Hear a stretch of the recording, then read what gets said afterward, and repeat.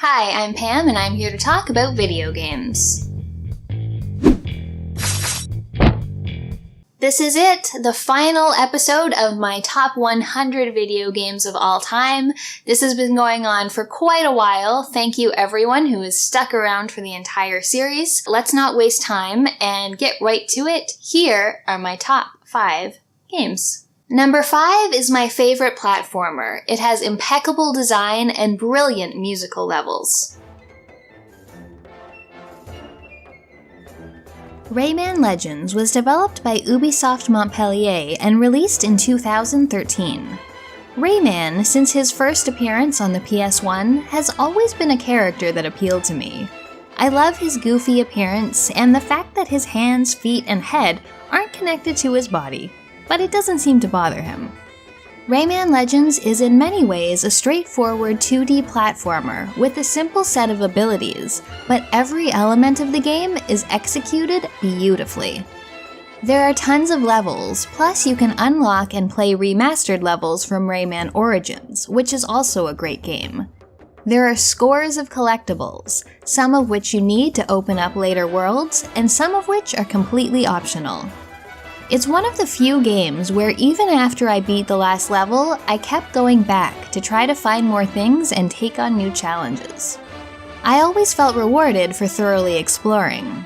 Rayman Legends does an excellent job of keeping up the pace by continually adding interesting new things to see and do. There are stealth segments, underwater areas, visually stunning boss fights, segments to float or fly through, and time challenges. In some levels, you get a companion who you will need to control that will open up paths for you to take. The art style is striking, and there's a real love of color here. The game's real claim to fame is the musical levels you're treated to at the end of each world, which turns Rayman into a rhythm game.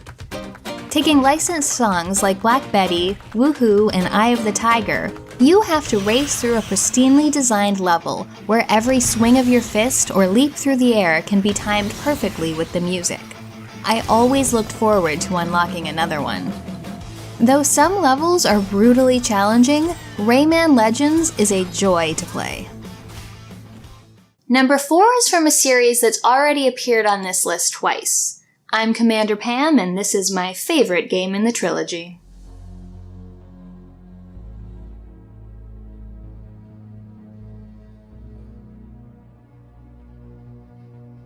Mass Effect 2 was developed by BioWare and released on Xbox 360 and PC in 2010. As always, we're playing Commander Shepard. After a nail-biting and frankly shocking opening, she finds herself working for Cerberus and has to build a team to stop a new galactic threat, the Collectors. It's the team-building aspect that makes this my favorite of the series. Your squad mates, some of whom you already know from the first game, some of whom are brand new, all have interesting backstories, and I felt like I got to know all of them really well here.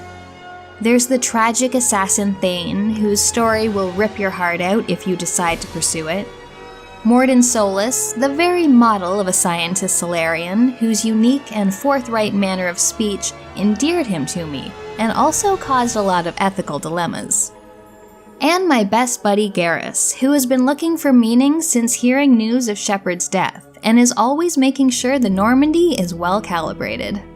Relationships and development of Shepard are always the things that appeal most to me in Mass Effect, more so than the overarching story or the combat, so the structure of 2 works really well for me. Find a potential squad mate, get them to join you. When you've gotten to know them well enough, assist them with a personal goal that they feel they need to complete before you all ultimately take on what could be a suicide mission to save the world. It's a nice way to give each of these characters a history that doesn't revolve completely around Shepard. Mass Effect 2 made me want to do everything to the fullest, upgrade the Normandy, do every personal mission and side quest. Through multiple playthroughs, I've never lost a crewmate in the end. Number 3 is a tactical game about resisting an alien invasion.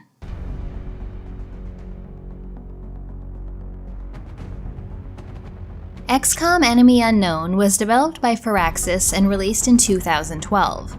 It combines turn-based tactical combat with base building and resource management. This is the last time I'm gonna cheat. I just love all the new XCOM games. Enemy Unknown, Enemy Within, XCOM 2, and War of the Chosen. If I had to pick one game I'd want with me on a desert island, any one of these could fit the bill. I love how the two distinct parts interact and play off each other so well. Every decision you make during base building impacts how effective you can be during the combat missions. Do you quickly construct facilities that will let you upgrade gear, giving your soldiers more survivability or stronger weapons? Or do you reach out to other resistance areas, expanding your reach and increasing your potential for gaining resources later? Though soldiers are randomly generated, you can name and customize them. As you take them on multiple missions, they level up and you choose their skills. They take part in close calls and clutch turns, and even gain nicknames. Losing one you've been with for a while can be quite devastating. The classes available are all great and offer different tactics for each encounter. Snipers are always powerful, and in XCOM 2, I love the new Ranger class, who gets a sword. Many missions are fairly random, but there are also some slightly more scripted ones that really stand out, like when your base is attacked by a UFO, or the missions that introduce you to the new factions in War of the Chosen. With multiple difficulties and an Iron Man mode, which auto-saves after each turn or major event so you can't save scum, the game is endlessly replayable. Whenever I hear a new game described as XCOM-like, I think, oh wow, I should check that out.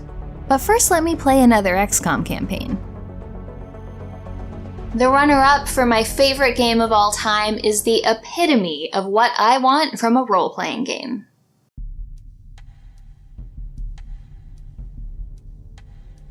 Vampire the Masquerade Bloodlines was developed by Troika Games and released for PC in 2004. It's an action RPG where you play a fledgling vampire thrust into a highly dangerous modern-day Los Angeles, where various factions vie for power and a great evil is approaching. The game offers unparalleled choice. You can choose your clan, and people will react differently to you based on that. Some have their own quests or locations. If you decide to be a Nosferatu, you can't be seen by humans without them flipping out over your horrifying appearance, so you need to take a stealthy route. If you play as a Malkavian, my personal favorite, all of your dialogue is completely different and includes an affection for alliteration. And sometimes the television talks to you. Because you're insane. When it comes to tackling quests, you have lots of options. If you need to get into somewhere you shouldn't be, you can use a lockpick, convince someone to let you in, hack a computer, or kill someone who has a key. Persuasion can take the form of intimidation, seduction, or using your powers to dominate someone's will. And when combat is needed, you can use a variety of options, like stealthing around, sucking the blood out of everyone, shooting, melee, or a wide variety of vampire powers. If you're a Tremere, you can make your enemy's blood boil until they explode. Awesome. You can even choose whether you want to see the game in first or third person as you're exploring. The world is dark and brooding and filled with a great goth soundtrack. It's also darkly hilarious. Characters are wonderful to talk to. They look great and the voice acting is top-notch. My video game girlfriend Jeanette is poetic, seductive, and more than a little mad. I always feel a bit of sadness when I leave her and the Santa Monica area of the game behind. Bloodlines makes me feel like a detective in a supernatural noir story. It immerses me in political intrigue. It gives me amazing characters to talk to and persuade. It scares the shit out of me in one of the most effective horror levels I've ever seen. And it makes me laugh. And somehow it manages to feel cohesive as it does all of this. And finally, my favorite game of all time, I kind of gave this away in the very first episode of the series. It's a game I consider to have the best writing I've ever seen in a video game, and it tells some amazing stories.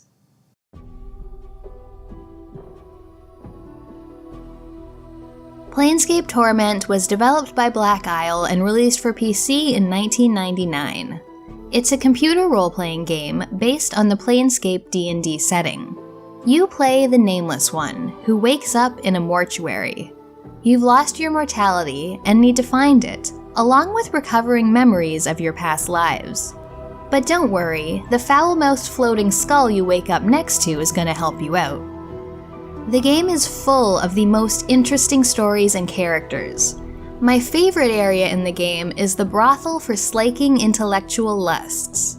Rather than focus on the pleasures of the flesh, each woman in the brothel is a student whose objective is to learn to identify with others so they can better understand themselves and the world. It's run by Fall from Grace, a creature of contradictions. She's a succubus who remains chaste, and a cleric who worships no deity.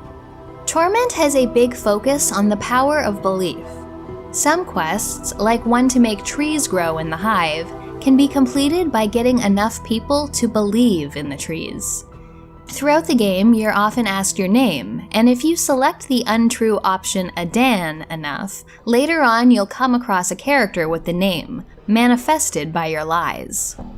Beliefs without nuance are shown to be easily corrupted, as seen in the easily missable party character Valor. His fanatical zeal for the law turned him into the incarnation of justice, still intent on punishing wrongdoers long after his humanity has crumbled and his physical body has turned to dust. Torment encourages a thoroughness unlike any I've experienced in a game before. The thought of missing something is frightening because every quest and even the most minor of characters are so fascinating. So many things feel like they could be a whole game unto themselves, but instead we only get glimpses of them, making up the most engrossingly detailed world. Usual RPG tropes are subverted at every turn. You can be a fighter, thief, or mage, and as long as you find someone to teach you, you can change between them at will. Alignment is not something you choose during character creation, which limits your action. It's something that changes based on your actions. Rats are some of the most powerful enemies you come across. You're not out to save the world, just discover the truth about yourself, and death is not the end of the game, but often the way forward. As long as you don't have an aversion to reading, I highly recommend Planescape Torment, as it will be some of the best game writing you'll ever experience. So that's it. Let me know what you thought of my list. Feel free to share some of your favorite games with me. I just wanted to again thank everyone who has stuck around for the entire series. It's been over a year that this has been going on, which is a little longer than I expected to take. I've gotten some great comments on this series. I really love and appreciate anytime someone tells me that I've introduced them to a game they've never heard before or convinced them to try something new. Those are really my favorite comments that I get on this channel because I like sharing things I'm interested with people. That's why I made the channel in the first place. So again, thank you so much for watching. Tell me what your favorite games are in the comments, and I will see you next time. If you want to check out this entire series from the beginning, I've included a link to the playlist on the right, or check out one of my other videos. I also have a Patreon if you want to support my content. Thanks for watching, and I'll see you next time.